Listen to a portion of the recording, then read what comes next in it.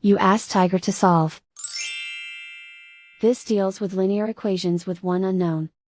The final result is x equals -1. Let's solve it step by step.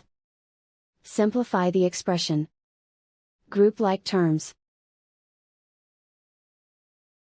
Simplify the arithmetic.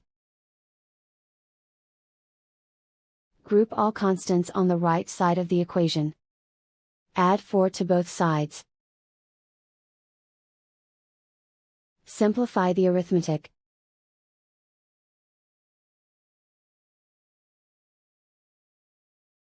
Isolate the x. Divide both sides by -4. Cancel out the negatives. Simplify the fraction. Move the negative sign from the denominator to the numerator.